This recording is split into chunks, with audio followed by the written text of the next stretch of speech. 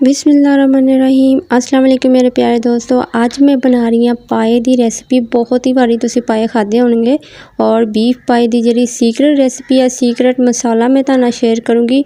Beef पाए ते जी secret मसाले दी रेसिपी है ना, इस रेसिपी ने जान डाल देनी है और सब ने उंगलियां चढ़ जानियां। इन्नी तारीफ होनी है तुहाडी, बहुत ही मज़ेदार बगैर प्रेशर कुकर तो बनावांगे। और इस रेसिपी मैं बनाया किता वा तुहानू शेयर ज़रूर करूँगी। जो ये चीज़ां ऐड होंदियां ना माशाल्लाह बहुत ही कमाल दियां वा और तुसी बहुत ही ईजीली बना सकते हैं अपने घर ते। और बनाया किदा वा ये मैं तुहानू शेयर करूँगी।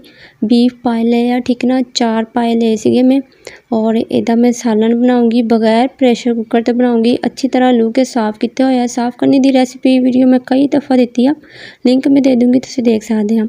आधा जग मैं पानी दा लिया और इहदे विच मैं लहसुन पाऊँगी, ठीक है ना। लहसुन दा ज़्यादा इस्तेमाल करना, ठीक है ना। लहसुन ना बहुत ही अच्छी इहदी खुशबू आती है, इहदी स्मैल खत्म हो जाती है, ठीक है ना। लहसुन अदरक इन्हां चीज़ां दा ज़्यादा इस्तेमाल होएगा और बाकी जिहड़ी टिप्स आ वो भी दसांगी तुहानू। और इहदे विच मैं 2 चम्मच लाल मिर्च पाउडर पाऊँगी, ठीक है ना।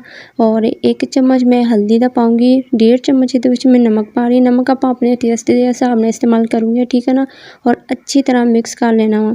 मिक्स करने तो बाद अच्छा ये अंदर प्याज का जिदा इस्तेमाल होना वा वो मैं तुहानू शेयर करूँगी। प्याज ना ये नाल कमाल आ जाना, ठीक है ना।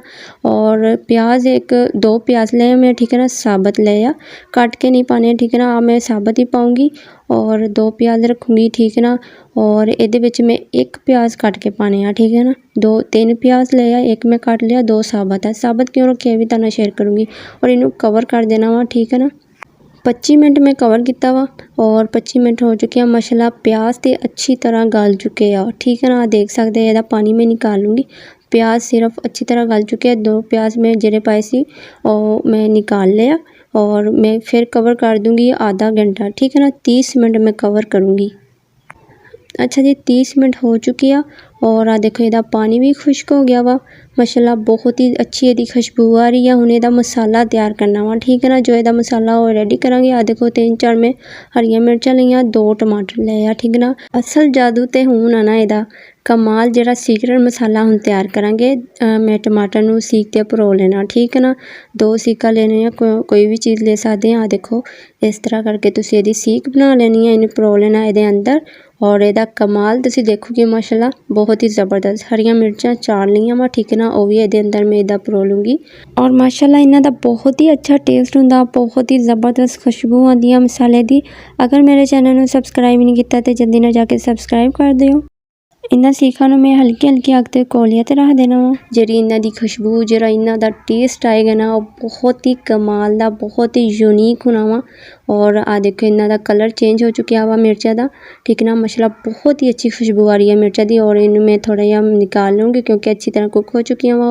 और आ देखो माशाल्लाह इन्हां नूं मैं रेडी कर लिया वा और मैं निकाल लेनी है, ठीक है। इन्हां दा की करना वा ये भी तुहानू शेयर करूँगी। बहुत ही अच्छा कलर आ चुकिया। आ देखो टमाटर भी बहुत ही अच्छी तरह इन्हां नूं सेक लग चुकिया वा। इहदे जिहड़े छिलके है ना वो तुसीं उतार लेने आ, ठीक है ना। माशाल्लाह बहुत ही अच्छी इन्हां दी खुशबू आ रही है ना। पाए ते जिहड़ा घी दा इस्तेमाल हुंदा ना, तरी वाले वो ज़्यादा अच्छा टेस्ट दिंदे आ। और इहदे विच मैं 1.5 कप मैं घी दा इस्तेमाल करूँगी। और प्याज जिहड़े मैं 2 निकाले सी अच्छी तरह गल चुके आ। हुण इनू मैं करूँगी फ्राई। माशाल्लाह बहुत ही अच्छी इन्हां दी लुक आनी है। सीक्रेट मसाला ते इहदे विच जान पा देगा और बहुत ही अच्छा इहदा टेस्ट आएगा। ट्राई करके ज़रूर देखियो, उम्मीद है तुहानू ज़रूर पसंद आएगा।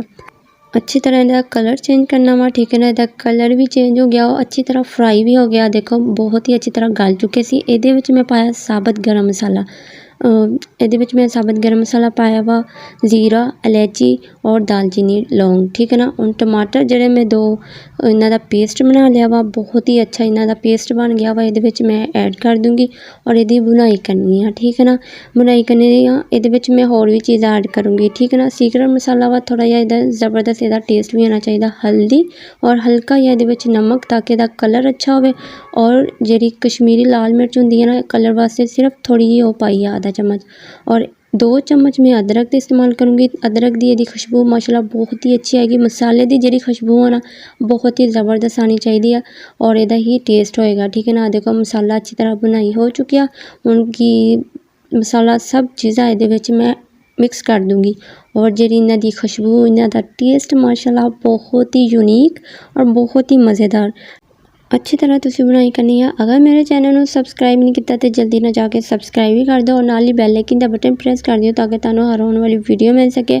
और ਇਹਦੇ ਵਿੱਚ मैं बुनाई करने तो बाद ਇਹਦੇ ਵਿੱਚ पानी ऐड कर दूँगी। अच्छा जी, एक जग ਇਹਦੇ ਵਿੱਚ मैं पानी ऐड करूँगी और टोटल मैं ਇਹਦੇ ਵਿੱਚ पानी 1.5 जग पाऊँगी, ठीक है ना, क्योंकि काफ़ी टाइम मैंने पकाना वा। मैनू 1.5 घंटा और पकाना, ठीक है ना। 1.5 घंटा मैं पहले पकाया वा और अच्छी तरह इन्हू कवर कर देना ताकि इसकी भाप वगैरह बाहर ना निकले। अच्छा जी, 1.5 घंटा हो चुका वा और माशाल्लाह इसका पानी भी खुश्क हो गया, देखो बहुत ही ज़बरदस्त। और ये मैं गरम मसाला ऐड कर दूँगी और मेरी रेसिपी हो चुकी है रेडी। तुसी ट्राई करके ज़रूर देखियो, उम्मीद है तुहानू भी ज़रूर पसंद आएगा। और बहुत ही अच्छी लुक आती है, बहुत ही अच्छा इसका टेस्ट आता वा, खाने ते भी बहुत ही मज़ेदार, इन्ने ज़बरदस्त है कि सब उंगलियां ही चढ़ जाएंगे और बार बार दिल करेगा कि इदा दी रेसिपी हर रोज़ होवे। ट्राई करके ज़रूर देखियो और अपना बहुत सारा ख्याल रखियो। असीं फिर मिलांगे नवे चस्के दे नाल, नवी रेसिपी दे नाल। ओके, अल्लाह हाफिज़।